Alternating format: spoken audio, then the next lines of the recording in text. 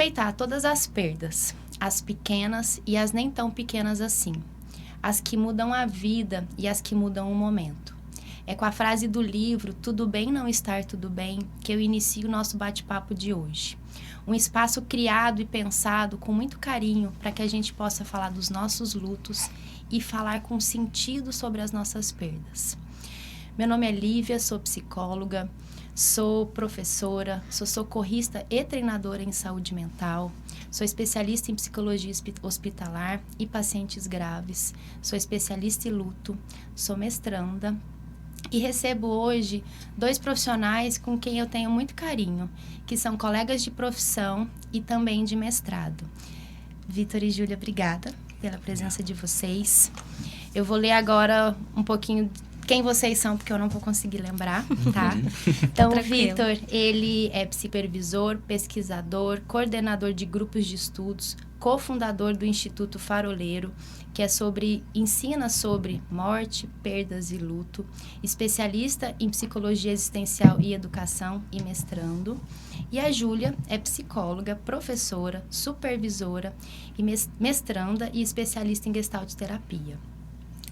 Júlia, recentemente eu vi que você tinha postado nas suas redes sociais a sua experiência sobre o seu processo de luto. E eu queria que você pudesse compartilhar um pouquinho com a gente sobre essa sua experiência, sobre o seu olhar, não só enquanto psicóloga, mas também o seu olhar enquanto pessoa que vive esse processo de luto. Tá bom. Lívia, primeiro te agradecer por a gente estar aqui, nos dando essa oportunidade de falar um pouquinho e trazer sobre um assunto que é tão delicado, né? Que são as nossas perdas. E sobre a minha perda, eu acho que é importante eu contextualizar sobre a minha história antes de trazer qualquer perspectiva psicológica disso. Eu acho que essa é a proposta, né? Mas tive alguns lutos durante a minha vida, tive outras perdas também significativas, mas eu acho que a minha perda principal foi a perda da minha mãe. Ela foi embora quando eu tinha 6 anos. Eu estava aqui em Goiânia. Foi em fevereiro, início de fevereiro. Eu tinha acabado de retornar de férias da cidade da minha avó. A minha mãe, ela teve um aneurisma e ela vinha de um tratamento de depressão que lá na cidade da minha avó, onde a gente estava, passando férias, ela piorou da depressão e uma semana depois ela teve um aneurisma. Não resistiu, foi internada, ficou em coma. E quando ela estava sendo transferida para um outro hospital em uma cidade maior, porque ela é bem curtelinha, ela faleceu dentro da ambulância. Isso, eu e meu irmão e meu pai estávamos em Goiânia. Então, eu não fui em velório, não fui no enterro, não fui em nada. Eu não sei quanto tempo depois que eu voltei lá na cidade dela, mas a lembrança de eu ter ido ao cemitério, ver o túmulo dela, foi depois de já grandinha, bem grandinha. Assim, que idade que você tinha quando ela tinha 6 anos. morreu? Foi em 2005. Sim. Hoje eu tenho 26, tem exatos 20 anos que ela faleceu. E é isso, assim. Foi muito... Eu lembro a sensação... O dia que meu pai me contou que minha mãe faleceu, eu lembro de poucos flashes dela e da época, né? Mas eu lembro o dia que meu pai me contou. E eu lembro que eu chorava, assim... Chorava. Mas depois que eu experimentei a sensação dele ter me contado, eu não lembro mais das sensações que eu tive pós-morte dela. Assim, não é uma coisa que eu acho que eu vivenciei, e aí eu tenho certeza que eu vivenciei muito mais meu luto depois de adulta do que enquanto criança, no sentido de conseguir dar um sentido para isso. E foi a partir do meu processo terapêutico que eu consegui olhar para isso. Eu lembro que a minha primeira psicóloga, ela me falava, assim, eu lembro que na primeira sessão eu fiz um overview da minha vida, assim, contei tudo para ela. E eu falei, perdi minha mãe quando eu tinha 6 anos, lá. E falei como se nem fosse meu. Assim, falei e passei pelo assunto. Entramos em outras questões e trabalhamos. Eu acho que foi coisa de 1 ano e meio, 2 anos depois, eu repito a mesma frase. Só que quando eu repito a mesma frase, a sensação já é outra, completamente diferente.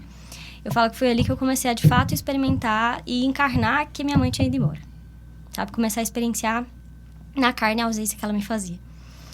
E aí, como eu disse no vídeo, né, eu gosto de dizer, eu acho que eu tô de luta até hoje e não sei se eu quero sair dele. Sabe? Claro que eu não sofro, não é um sofrimento agravado como na época ou quando eu me dei conta disso, mas eu falo que tá de luto é, às vezes, trazer minha mãe de volta em alguma perspectiva, sabe? É poder honrá-la nesse lugar de falta. E eu lembro que foi, assim, divisor de águas. Quando eu entrei em contato com a ausência da minha mãe, nessa falta, que eu comecei a experienciar o luto, foi o quê? Coisa de 16 anos depois, 17 anos depois da ida dela. Que eu fui conseguir falar sobre isso, experimentar e vivenciar. E quando eu paro pra pensar, todas as vezes que eu falava da minha mãe, eram raras as vezes que eu experimentava uma dor, uma sensação. Eu defletia, né? Gestalt terapia fala um pouco, eu saía pela culatra, só falava da primeira vez, igual a primeira vez que eu falei com a minha psicóloga. Minha mãe faleceu, tanto que quando eu experimentei, ela virou pra mim e falou: Júlia, você lembra a primeira vez que você me falou?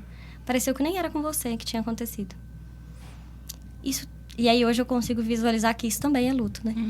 Não entrar em contato, e a gente fala, né, ou negação, o que seja, também faz parte desse luto. Mas ele só é possível ser vivenciado quando a gente encarna. Eu pelo menos experimento isso, né? Quando a gente encarna ele como fazendo parte da gente. E a Gestalt terapia entende o luto como a falência da função personalidade, que é o misery que a gente fala. É a perda da identidade, perda de uma parte da identidade da pessoa. Eu perdi o meu lugar de filho. E fico pensando sobre o quanto todas as perdas a gente perde algum lugar social. Perdi o lugar de filho da minha mãe. Que seja de um pet, gente. Que seja de um familiar, que seja de um amigo. Perdi o lugar de amigo, perdi o lugar de mãe do pet. E o quanto quem sou eu na fila do pão para medir a dor do meu cliente, por exemplo. Ou, enfim, acho que é muito genuíno a gente poder acolher, escutar esse ser humano para ele dar o sentido dessa perda. Porque pensa, perdeu uma identidade, uma parte da identidade, um pedacinho. E uma identidade está se formando, né? Porque eu fiquei aqui pensando, 6 anos, ainda tá muito nebuloso o que é muita Sim. coisa na vida. E a morte, principalmente. Sim. E o pior disso tudo é que, assim, meu pai criou a gente sozinho, nós dois. E ele também tava vivendo luto. E eu falo assim que por um período eu perdi minha mãe e meu pai. Hoje meu pai já foi reinserido no nosso... Mas por um tempo, pelo luto dele, eu vivi 2 lutos, de certa forma. E é avassalador. Viver lutos, pelo menos o meu, é avassalador. Até engulo seco aqui, pensando nisso. Fiquei aqui pensando, o Vitor, ele trabalha, assim como eu, com perdas, com luto, né? Como é que é pra você ser um psicólogo que ouve sobre perdas? Isso é uma pergunta que as pessoas geralmente me falam. Como é que você consegue? E aí eu te devolvo. Perfeito. Como é que é pra você ser um psicólogo que trabalha com enlutados? Perfeito, Lívia. Primeiramente, começar te agradecendo pelo convite, por estar aqui com vocês. E essa é uma ótima pergunta e que a gente vivencia muito isso quando a gente atua muito com o tema, né?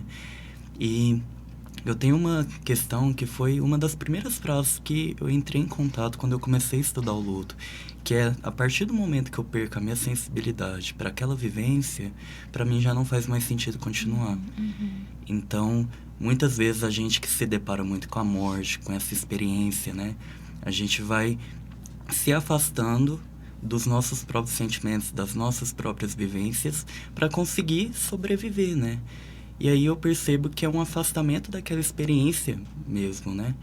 E aí eu penso que não. Eu acho que quando a gente entra em contato com tudo que a gente tem também, é até uma forma da gente se colocar para acolher o outro também. Então acho que esse é um processo muito bonito, de quando é um ser humano acolhendo outro ser humano, né? Então, acho que a gente sai muito desse lugar, de não perder a sensibilidade frente àquela pessoa enlutada, né? Sabe que, ouvindo vocês dois, eu fiquei aqui pensando, né? Acho que temos vivências diferentes, mas você falou de pequenas perdas, né? E muitas vezes a gente acaba associando o luto com a morte. Sim. E o processo de luto, ele não é só por morte, né? Ele é por qualquer rompimento de vínculo significativo. E aí, pensando na sua perda por morte, você consegue hoje identificar quais foram as outras perdas, os outros lutos que você teve a partir da perda da sua mãe? Caraca, que pergunta, Lívia. Complexa. Mas eu perdi muita coisa. Eu vou me restringir um pouco na fala, até para não expor outras pessoas. Mas a gente perdeu, além de ter perdido a minha mãe, a sensação de ter perdido meu pai momentaneamente. Perdi a construção de um vínculo com meu irmão, que hoje, ainda bem que a gente tem se regulado novamente. Eu acho que a família inteira tem se regulado 20 anos depois da ida dela. Perdas de lugares sociais, financeiramente falando. Tivemos um outro empecilho com o desencadear de tudo isso. Gente, perda do que é... de uma referência feminina, perda de uma referência masculina. Gente, foi... É identidade. Eu não sei o que se dá pra dizer com palavras. O que traduz essa perda da identidade, sabe? Sabe que o Vitor acho que compartilha de algumas teorias que eu estudo, né? Que a gente chama dentro do processo de luto, que é a perda do mundo presumido. Então, é tudo aquilo que a gente conhece de passado, de presente, pensa sobre o futuro, ele deixa de existir, né? E aí, a gente tem que fazer todo esse processo de desconstruir aquilo que a gente acreditou que era e reconstruir. E eu falo isso muito para os meus pacientes, que esse processo de desconstruir, ele é um processo de muita dor e de tempo. Sim. Só que a gente quer construir o quanto antes, né? A qualquer custo. Só que se a gente não desconstruir antes, não tem como a gente construir uma nova casa, né? Então, é um processo de muita dor, né? E é um processo, eu acho que você colocou muito bem, depois de 20 anos, você segue no seu processo de luto. Sim. Eu acho que isso é tão fantástico, porque o processo de luto, ele não tem um início, meio e fim. Ele tem um início, né? Agora, será que tem um fim? Como é que é pra você, Vitor, assim, o que você acha, assim, do processo de luto? Como é que é o seu trabalho com os pacientes enlutados? Perfeito. Tem uma coisa que eu costumo falar muito pra eles, que você não deixa de ser um enlutado. Isso é uma coisa que vai permanecer com você, até porque quando você perde alguém, fisicamente, você incorpora a vivência que você tem com aquela pessoa pra você. Então, aquela pessoa, ela passa a existir em você, né? Então, por exemplo, às vezes a forma que eu ajo, às vezes a forma que eu penso, às vezes a forma que eu me relaciono, às vezes a falta que eu sinto, né? Tudo isso advém daquela relação que foi construída durante determinado momento, né? Então, ou às vezes de alguma lembrança de alguém que compartilha aquilo comigo, né? Então, eu tenho uma pessoa que perdeu também alguém. E aí a gente vai perdendo aquela relação conjunta, né? E aí a gente se configura de novas formas, a gente incorpora aquela perda para quem a gente é.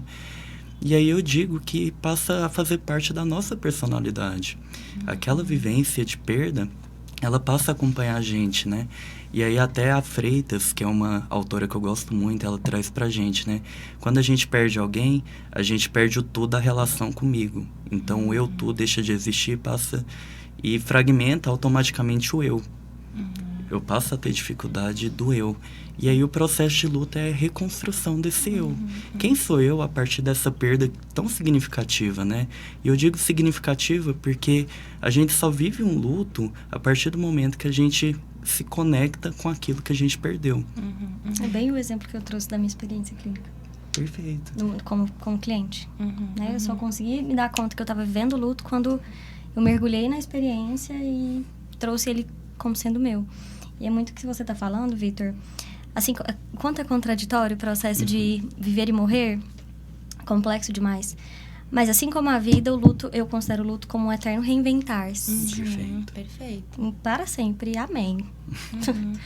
E é isso, eu acho que isso para só quando a gente literalmente... A gente morre. Esse processo de ter que se reinventar. É o tempo todo a gente se reinventando, faz muito sentido.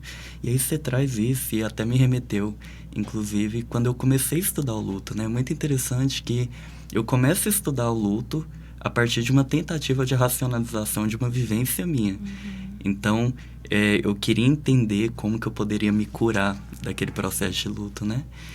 E porque foi pela perda de uma pessoa que era muito querida pra mim, era durante a minha faculdade, e eu falei... Tá, como que eu me curo? Como que eu acabo com esse sofrimento, com essa falta que eu sinto? Porque nem sofria, né? Nem cheguei na parte de sofrer. Eu só existi. Exato. Então, e aí eu fui nessa tentativa de racionalização, procurar autores que me dessem uma resposta acadêmica para aquela dor que eu tava, para aquilo que eu tava sentindo, né? E aí eu entro em contato com autores que falam, não, você tem que sentir. E aí eu lembro que foi lendo o livro da Maria Helena Franco, eu lembro que, lendo uma parte super técnica do texto, eu comecei a desabar de chorar. Que foi o momento que eu percebi que, ok, agora você pode vivenciar isso. E é muito interessante que vai muito de encontro com aceitar aquela vivência para você, né? A partir do momento que você aceita e acolhe tudo aquilo que vem junto, você se permite começar a experienciar o processo de luto, né? Então, foi muito importante para mim. E é muito interessante que aí, a partir do momento que eu deixei de racionalizar, foi quando eu entrei no processo de, não de cura, mas de cuidado. Nossa. E como é maluco, né? Porque vocês estavam falando e eu fico pensando, essa ambivalência, ela fica o tempo inteiro aparecendo, né? Eu entro em contato com a dor, eu saio um pouco da dor, né? E você falou uma frase, Júlia, que me remete. Eu sempre pensei que trabalhar com o luto, falar sobre morte, é falar sobre vida, né? E a gente vive nessa dualidade o tempo inteiro, entre vida e morte. Sim. Eu falo que foi pela perda da minha mãe que eu sou muito apaixonada pela vida, que eu aprendi a viver. É muito existencial, assim, essa discussão. Porque é isso, a gente saber que a gente morre, saber que as pessoas morrem faz com que a gente faça escolhas responsáveis no presente para que a gente deixe essa vida um pouco mais vivível, né? Se é que a gente pode dizer assim, para que ela valha a pena de alguma medida. Não, e o que você fala é perfeito, porque não significa que a gente não vai ter dores, né? A gente sofre, a gente vai sentir as nossas dores, mas ter a noção de que a vida vai chegar num ponto final faz com que a gente faça escolhas melhores de como que a gente quer usufruir, né, dessa vida que a gente tem. Sim. E como só lembrei como vocês falam, lembrei de mais uma continuidade da minha história em relação à minha mãe. Falam que a gente é muito parecida fisicamente. E quando eu vou para a cidade da minha avó, as pessoas me abraçam, choram lembrando dela. Falam que o nosso jeito é parecido. Alguns jeitos de mexer o cabelo, de sorrir, enfim. E o poder do campo, né? O poder de como a vida se ajusta também, eu acho incrível. Quando eu comecei a trazer um pouquinho da minha mãe na terapia, eu comprei... Nem sabia, não tenho lembranças direito da minha mãe, de roupas que ela vestia. Eu tenho fotos só, que eu vou lembrar mesmo, assim.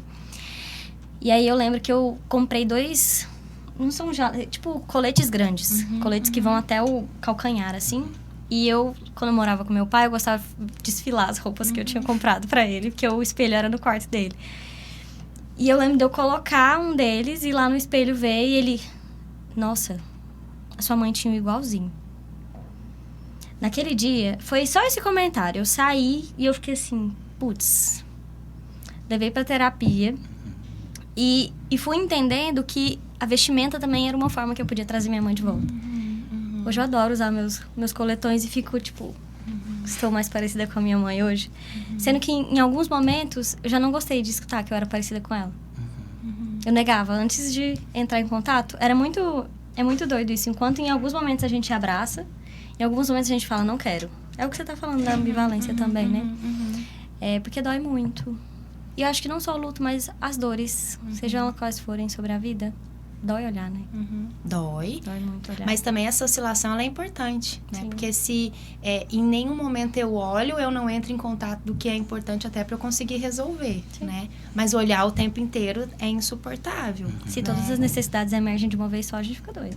Não tem nem... A gente não sobrevive, né? E essa fala sua me lembra até muito uma frase da Karina Fukumitsu, que ela fala assim, a morte é como... olhar para o sol, né? A gente olha para o sol, a gente contempla, mas se a gente permanece olhando, a gente se machuca, né? A gente se fere. E perfeita essa colocação, porque realmente é uma coisa que a gente vivencia. Um belo dia a gente se permite chorar e vivenciar aquela emoção que vem daí. E aí depois a gente, ok, deixa eu ficar com que... E isso é muito interessante, né? O que fica do luto? A gente fala muito sobre as perdas, né? Mas o que fica no processo de luto? E é muito interessante pensar sobre isso também, né? a sua característica de ser parecida com a sua mãe fica. Então, que legal isso, né? E não se perdeu, né? Então, assim, teve a morte, mas não se perdeu, não morreram muitas características delas, porque elas existem dentro de você, dentro do seu irmão, dentro da sua família. Sim. Né? Ela permeia lá. E ela tá lá, de algum jeito, mobilizando esse campo. Tanto que é isso, demorou 20 anos pra gente se reajustar em um novo cenário. Precisei sair de casa, meu irmão precisou sair de casa pra gente se encontrar em um novo lugar. Enquanto estavam todos no mesmo teto, ela era mais presente ainda no sentido, talvez, é isso, no sentido contrário, da dor, dá uma afastada na gente. Quando a gente se reorganiza, ela aparece, mas no sentido de nos acolher. E é engraçado a gente falando, né? Ontem à noite, estava eu chorando por causa da minha mãe. Depois de meses, sem chorar por ela. Por coisas da vida. É muito isso, assim, também o que fica, também é caraca, o que será que minha mãe estaria pensando agora? Será que ela estaria me apoiando agora? Será que ela estaria achando o quê do que eu tô aprontando nessa vida doida que eu tô inventando aqui? Desse monte de coisa que eu tô fazendo? Será que ela estaria orgulhosa? Será que ela estaria falando, para de ser doida, menina, vai se cuidar um pouquinho mais? E é isso, é um lugar que chora, às vezes sorri, às vezes oscila. Eu acho que como tudo nessa vida, né? E entrando um pouquinho, assim, na temática de cuidados. Como é que pra você, enquanto enlutada, quais foram as suas estratégias de cuidado? Como é que você se cuidou? Terapia. Em primeiro lugar, sempre seria a defensora da terapia. Mas, para além disso, entender que ter aceitado que eu poderia ter a minha mãe presente no meu dia a dia foi o check, assim. A questão das roupas. Entender que, sim, eu pareço com ela, isso pode ser bom, mas que eu posso escolher o que eu quero e rejeitar o que eu não quero das características dela. Em relação a cuidados comigo mesmo, além da terapia, atividade física, enfim, coisas que, independente de um luto ou não, acho que devem acontecer. Mas eu acho que se fosse para colocar assim, top 1, é entender que eu posso ter a minha mãe presente mesmo depois dela ter ido embora. Porque acho que deixa um pouco menos pesado. Sabe, é muito o que vocês estão falando, assim. Ela tá aqui, ela tá em mim, ela tá no meu sangue. Eu lembro da minha psicóloga falar, Júlia, a sua mãe, ela tá no seu sangue, ela tá aí. Você carrega ela no meio das suas entranhas, sabe? Não sendo caraca, se eu ter minha mãe eu vou ficar triste, eu vou ter minha mãe eu vou sofrer, se eu ter minha mãe... Não, é muito mais no sentido de acolher como pertencente à minha vida. Eu acho que esse é o top 1 pós-terapia, porque eu só consegui chegar nessa conclusão com a terapia. Não sei se sozinho eu conseguiria também. Mas sabe que você falou uma coisa que essa semana eu tenho uma paciente enlutada que perdeu o pai, vai fazer agora 3 anos. E ela fala, né, desse processo de diferença do processo de luto dela e da mãe. E ela fala, eu sou feliz. Apesar de sentir a perda e a dor da perda do meu pai, eu me considero uma pessoa feliz, né? E que importante essa constatação exatamente porque a vida tem que seguir, né? Com dor ou sem dor, a vida vai ter que seguir. Ela só segue, né? Ela só segue, mas acolhendo a dor, né? Como fica muito mais possível o seguir da vida. Sim. Sim.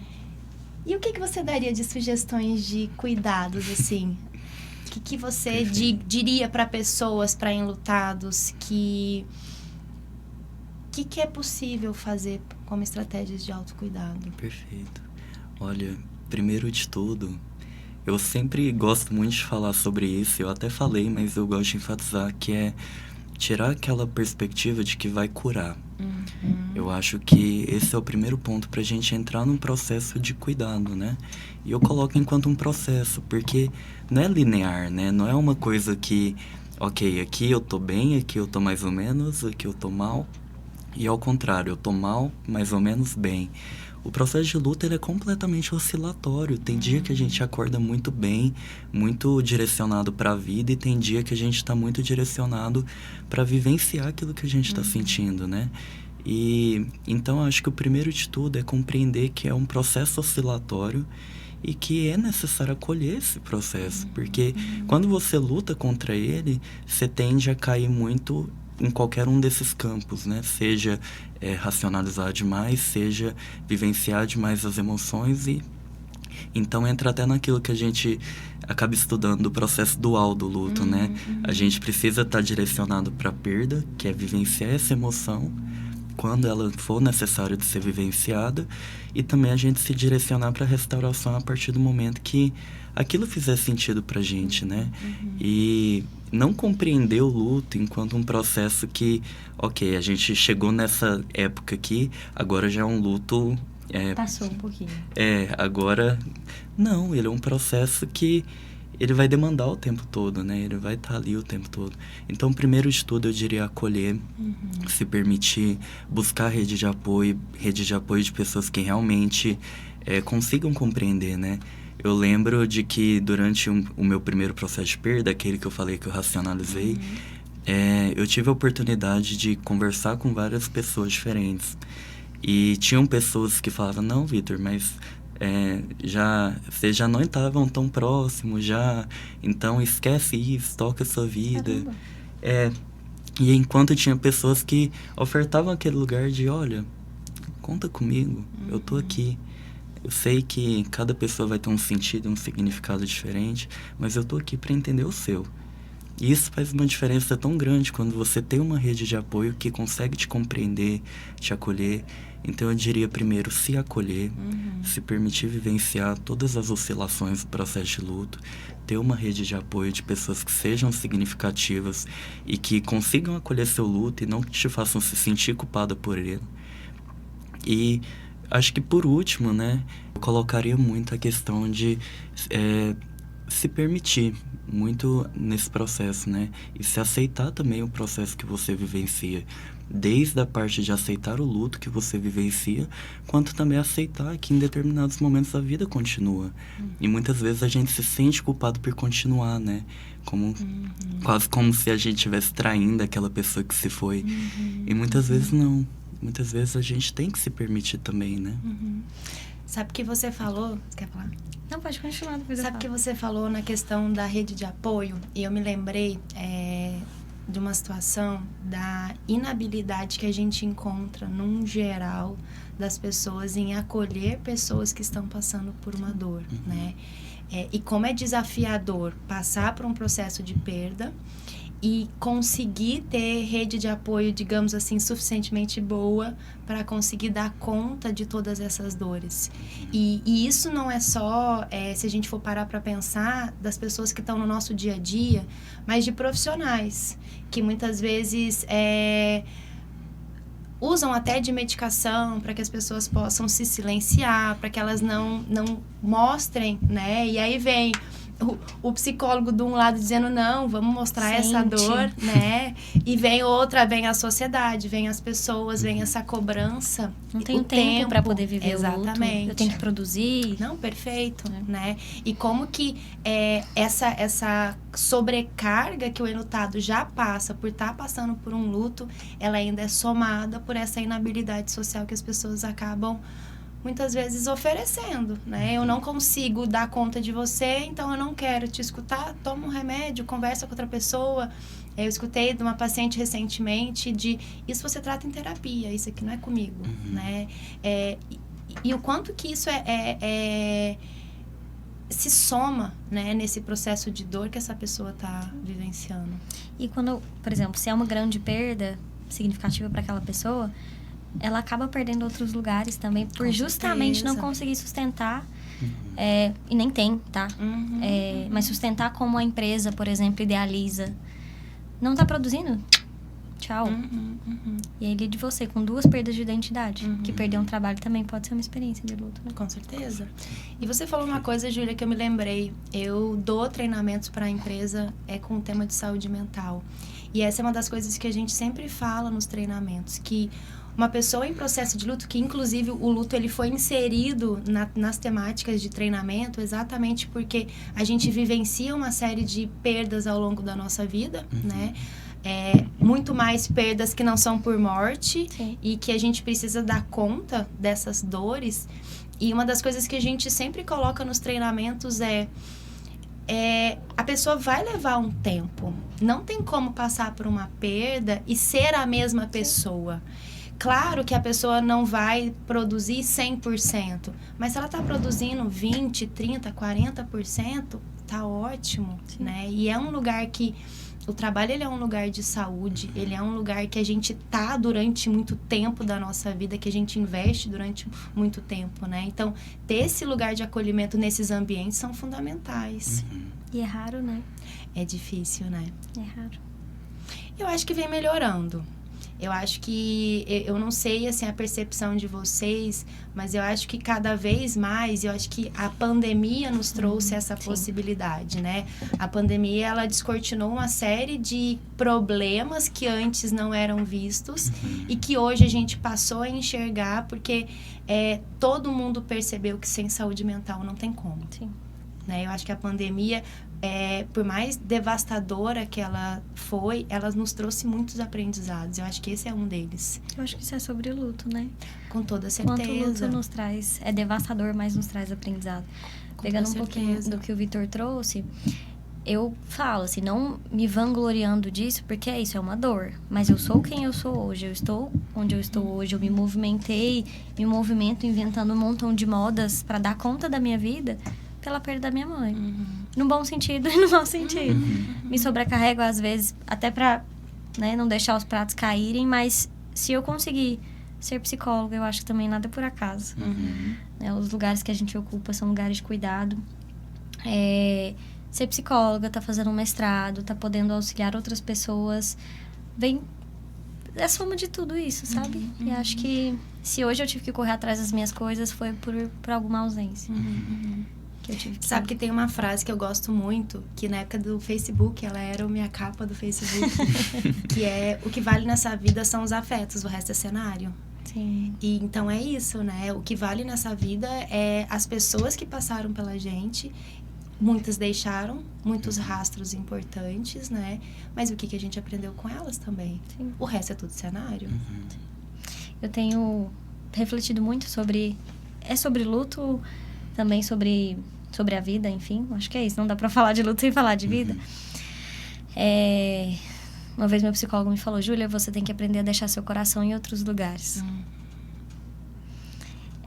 Não só em pessoas, mas lugares. E deixar em outros lugares não é só eu pegar e deixar lá e me deixar lá. É deixar que o outro deixe em mim também. Né? E vai muito de encontro com o que eu trouxe. Eu só consegui entender que era meu quando eu integrei isso. E pude viver o meu luto. E ressignificar e trazer minha mãe pra perto, enfim, em vida, né? Sabe que hoje eu escutei um podcast que falava, né, que ser gentil com o outro também é você autorizar ser gentil em receber uma gentileza, né? Então, a gentileza não é só você ser com o outro, mas você autorizar que ela também venha até você, né? Sim. E eu acho que é muito isso, a gente também permitir ser tocado pelo outro, tocar o outro e fazer a vida andar. Isso é o processo terapêutico purinho, né? Psicoterapia é isso. Né? E ser um psicólogo, uma psicóloga que acolhe luto, que atende luto, eu falo que é ser corpo junto. Ponto. Nada há de ser feito além disso, assim, no sentido de vamos atravessar, vamos nadar. A Karina, numa aula, eu tive aula com ela na especialização, e eu lembro dela citar, não lembro exatamente o contexto todo, mas eu lembro dela falar que o luto era a gente nadar de braçada de uma margem pra outra, assim, de um rio bem, bem conturbado. Aí eu fiquei pensando que às vezes a gente é o botezinho que tá lá puxando a pessoa, que tá lá, vem, sobe aqui um pouquinho, descansa. Aí cai, mergulha de novo, até chegar do outro lado, onde a vida é um pouquinho mais leve do que aquele turbilhão de coisas na hora que acontece. Né? Ou na hora que a gente experimenta, que foi o meu caso. Eu fico pensando, será que eu experimentei o luto quando eu perdi minha mãe? Lá com 6 anos? Como é que foi isso? Porque eu não me lembro. Fico curiosa. E talvez, como é que é? Como vocês estudam o que eu nunca estudei? Como é que é o luto com crianças? É que, na verdade, a criança ela tem um processo um pouco diferente, né? Obviamente, nós adultos não temos repertório suficiente para trazer o que a gente sente, né? Quem dirá uma criança, se não tem um adulto que vai auxiliá-la, né? Mas a criança, ela vai através do dia a dia dela. Então, ela vai experimentar o processo de dor dela através do que ela está exercendo com o mundo, nas relações que ela está exercendo com o mundo, né? Então, pode vir através de o que a gente estuda às vezes muito, né? De uma birra, um comportamento mais agressivo, mas pode vir também de uma outra forma, uma criança um pouco mais insegura, um pouco mais carente. Então, vai depender muito da rede de apoio, né? E é isso, assim, a rede de apoio num processo de luto, tanto de criança como de adulto, ela é fundamental. Sim. Não tem como a gente passar por um processo de luto se não tiver pessoas que nos cuidem, né? Ligarei para o meu pai, vou perguntar para ele. Mas...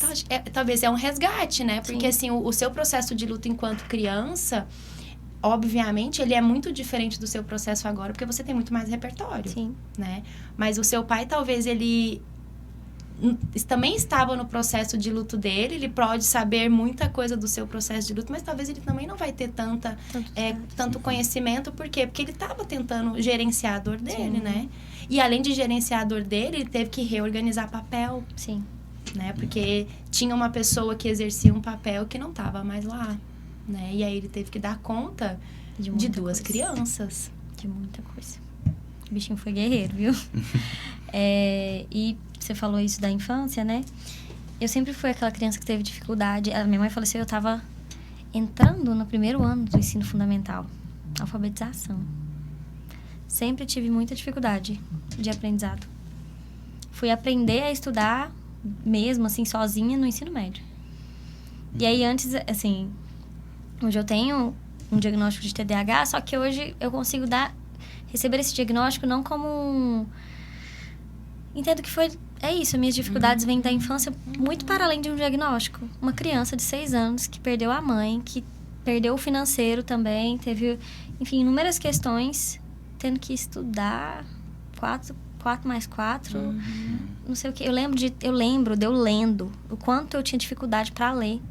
E eu sei que não tem dislexia, eu sei que não tem descalculia, não tem nada disso.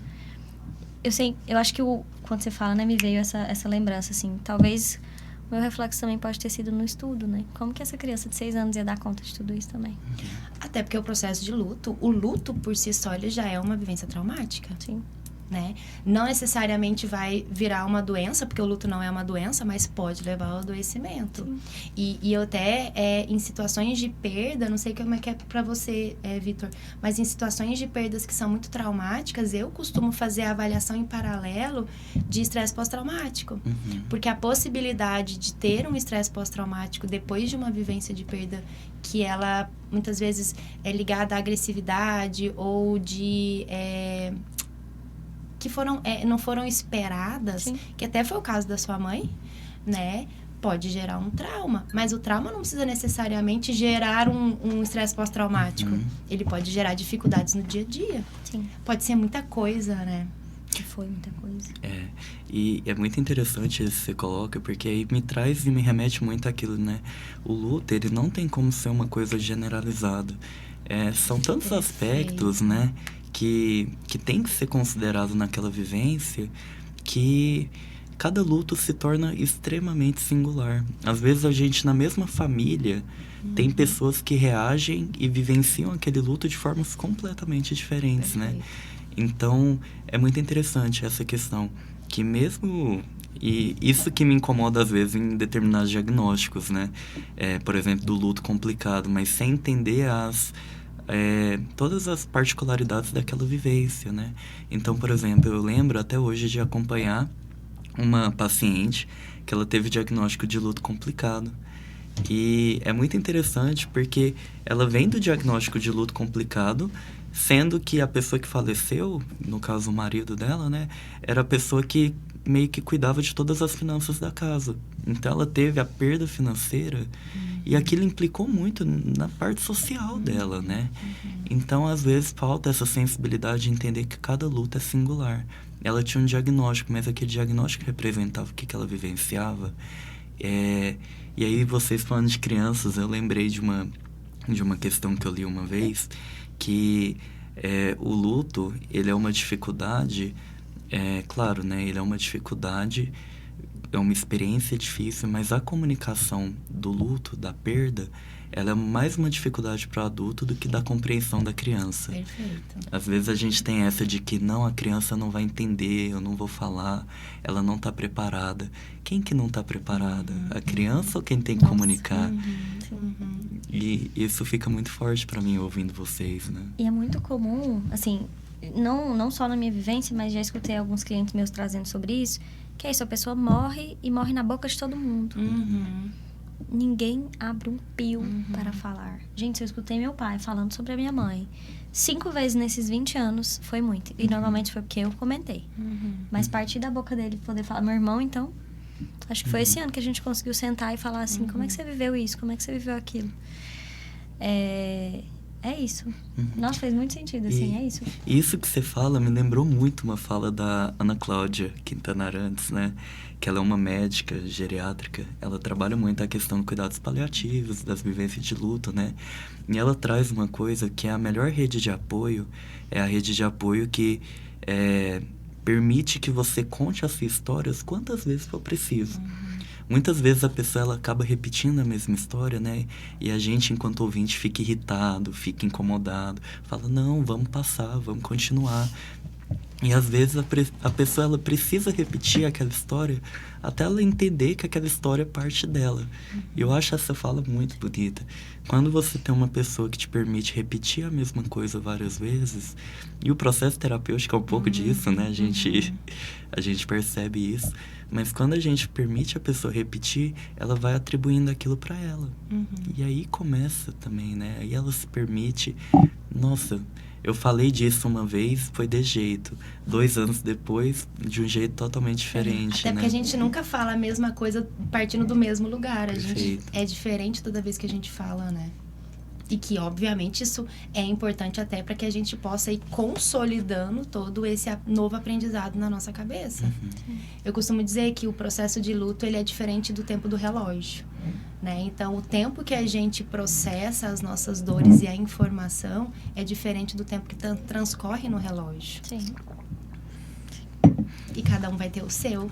E eu acho que você trouxe é fantástico, né? E dentro de uma mesma família, a gente vai ter diversos enlutados em tempos diferentes, com repertórios diferentes e necessidades diferentes. Perfeito.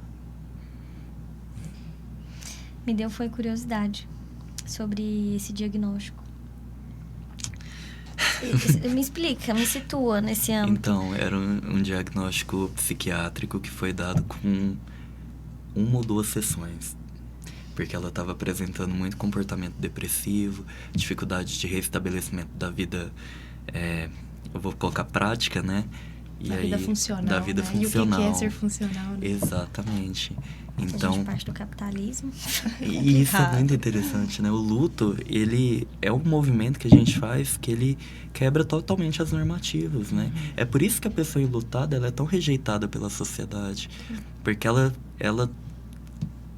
vivência do luto, ela faz a pessoa sofrer no momento que não é pra sofrer. Ela faz a gente chorar no momento que não é pra gente chorar.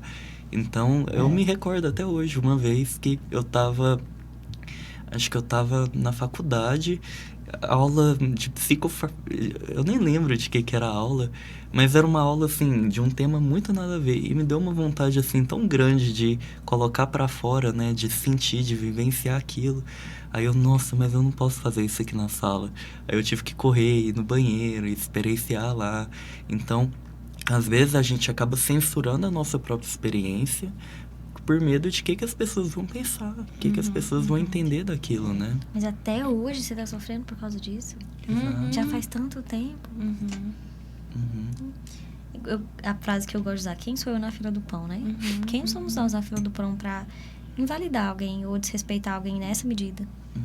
Acho que nem a gente que vive o luto sabe a dimensão do que essa perda como um todo causa. Imagina a pessoa de fora. E se dá o direito disso. Por isso que eu acho que enquanto psicólogos, a gente tem que tomar tanto cuidado com os nossos clientes. Com certeza. Pra gente não revitimizar. Com certeza. Pra gente não entrar na pira do relógio cronológico, que tem que... você tem que passar por isso, você tem que correr, você tem que não sei o quê. Você vai ficar sem ganhar dinheiro, você tem que... Volta, a vida tá aí pedindo pra você voltar. Isso é um desejo nosso ou deles, né? Mas sabe que eu percebo muito, assim, psicólogos que... E eu defendo, assim, com todas as minhas forças, a questão do trabalho com o enlutado, né? Não é qualquer pessoa que atende luto. Por quê? Porque a gente tem a ideia, isso já foi até uma discussão no meu Instagram, né? De que, assim, nós temos uma formação generalista. Mas quando a gente sai da graduação, cada um vai para os seus locais de interesse. E por mais que todo mundo que é psicólogo entende sobre o ser humano, ou deveria entender, né? Vai entender minimamente sobre as perdas, não é todo mundo que atende perdas. E isso faz muita diferença. Isso é ético, né? Exatamente. É sobre ser ético. E aí até você estava falando da questão do diagnóstico do luto complicado. Hoje no DSM-5, que eu dou aula de psicopatologia, isso é algo que eu bato muito na tecla.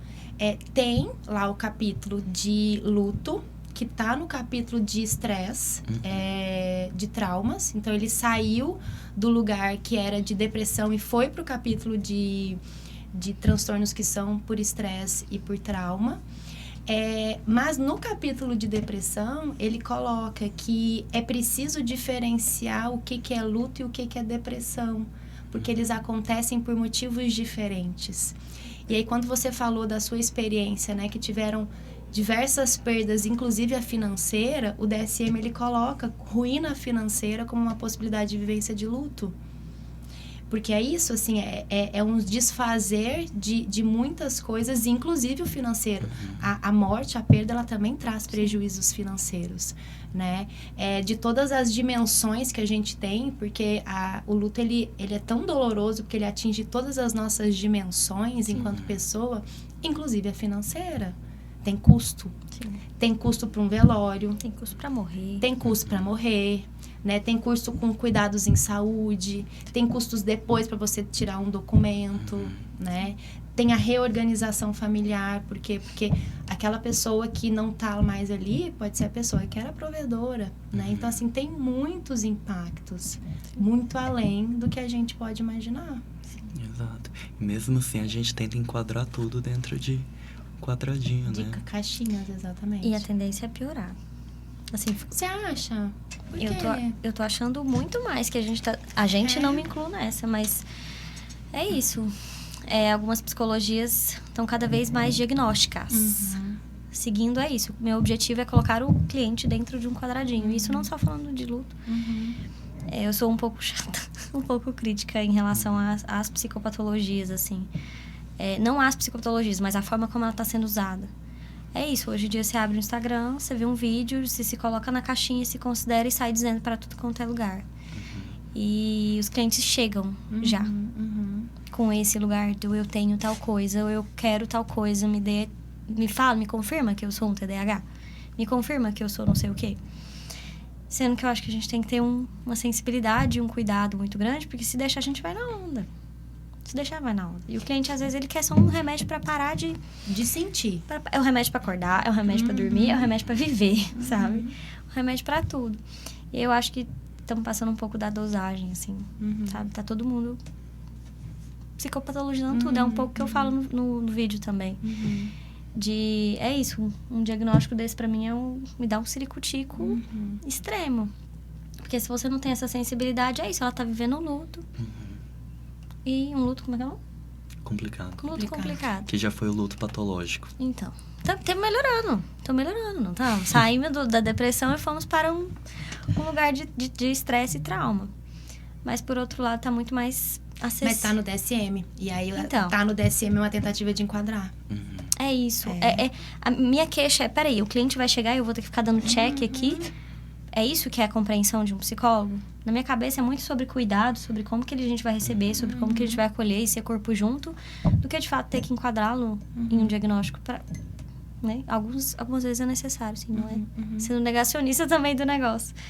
Mas eu sou mais a favor da gente olhar com cuidado antes de fazer qualquer afirmação ou qualquer coisa. Sabe que é uma das coisas que eu falo para todos os meus alunos.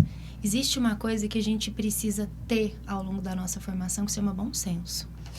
E que às vezes a gente não pega ele com a gente e bota debaixo do braço. Sim. E a gente tem que pegar o nosso bom senso, colocar debaixo do braço e ir trabalhar. Sim. Porque não é isso, não é colocar em caixas, né? O DSM, por mais que eu trabalho com DSM na faculdade onde eu dou aula, mas ele é um norte para a gente entender que existem os adoecimentos. Sim. Agora, dar um diagnóstico é um processo muito mais complexo.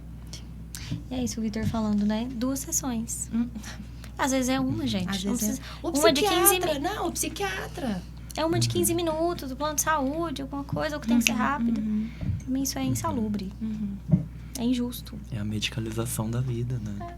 Aí, e é muito interessante que é realmente a medicalização da vida e de todo o processo de dor, né? Então a gente entra num movimento social de que toda dor é rejeitada. E viver é dor, gente. Então, será que toda vivência que eu tiver, eu vou ter que me medicalizar, eu vou ter que me dopar para eu não sentir aquilo? Porque viver é doído, né? Então, isso me traz um incômodo muito grande, eu acho que eu compartilho um pouquinho disso, no sentido dessa medicalização da vida. Eu acho que, às vezes, a gente precisa sofrer para conseguir entender o que é a felicidade. E são coisas que se complementam o tempo todo, né? Isso no processo do luto é muito comum, né? É muito importante. O sentir para dar sentido, né? Então, se eu não entro em contato com a minha dor, eu não consigo fazer as adaptações no meu contexto que está novo. Perfeito. E confesso que eu fico feliz de te escutar falando que dentro das empresas tá tendo um espaço para aparecer as questões de saúde mental, o luto também se inclui nisso. Desde 2019, eu entrei nesse universo da saúde do trabalhador.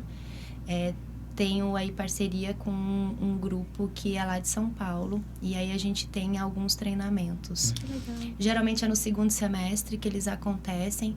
Mas assim, desde que era na equipe, tinha eu e mais uma outra pessoa que trabalhava com luto. E desde que nós duas fomos apresentadas a essas pessoas, o luto faz parte. Exatamente porque, gente, eu até estava pesquisando a quantidade de lutos que a gente tem ao longo da vida, né? E aí, assim, não tem um número exato, mas aí a gente diria de 20 a 40 lutos ao longo da nossa vida, né? Pensando nos lutos por morte e não morte. Sim. Então, a gente passa por muitos processos de luto ao longo da nossa vida. E se a gente não inclui essa temática nas empresas, quando a gente faz um treinamento de saúde mental, a gente deixa uma parte que é fundamental, até porque... Não sei se vocês sabem, a nossa única certeza é que a gente vai morrer. Existencialismo puro. E que a gente, além de que a gente vai morrer, nós vamos passar por perdas. Exato. Né? Mas ter esse conhecimento, essa ciência, isso não vai impedir o meu sofrimento. Mas isso vai fazer o que a gente falou no início aqui do nosso encontro, né? Vai fazer com que a gente faça boas escolhas. Sim. Como é que eu quero viver, né? Essa lacuna, né, entre o nascer e o morrer. Eu quero viver como, né? Que escolhas que eu quero fazer. Então, tá presente cada vez... E por isso que eu te perguntei, né? Se você achava que estava piorando. Eu tenho uma percepção talvez um pouco diferente, porque como eu tô nesses treinamentos, eu já entendo de que acho que a gente está conseguindo chegar em lugares que antes eram inalcançáveis. Sim. Ainda são lugares para poucas pessoas? São. Mas há um lugar. Mas, exatamente, eu acho que tem uma sementinha plantada. A minha grande questão é a psicologia também começar a entrar na onda de ser produtiva. E de ter que atender esse mercado no sentido... Mas eu acho que já entrou. Então, é isso. Quando eu falo de piorar, é isso, entendi. entendeu? De sair um pouco desse lugar da sensibilidade que você tá me trazendo, que está acontecendo nesse contexto. E, por exemplo, a clínica virar uma clínica psicopatológica. De enquadrar um sujeito nessa caixinha. É nesse sentido que me dá uma... Sabe? Fico um pouco atenta. Tá, mas você não concorda? Vocês não concordam que, assim, eu acho que a maturidade profissional... vai nos mostrando que faz parte lidar com as frustrações. E eu acho que é isso, assim, quando a gente sai da faculdade, a gente quer ser muito produtivo. Sim. A gente quer fazer acontecer, a gente quer mostrar. E aí, conforme vai passando o tempo e você vai entendendo a realidade do trabalho do psicólogo, você vai entendendo que o depende, ele tá o tempo inteiro com a gente. Sim. Depende, eu não sei, eu não tenho como dar essa resposta, eu não tenho como te colocar em caixas, Sim. né? Então, eu acho que isso também é uma questão de maturidade profissional que a gente vai adquirindo com o passar do tempo. Sim, mas quando eu digo, é mais sobre uma questão social do que, de fato, sobre uma demanda capitalista mesmo, sabe? E tomara que seja assim, como você está dizendo, eu torço para que sim. Para que a gente entenda que não dá para dar conta de tudo, né? E por isso que é importante vocês reforçarem de...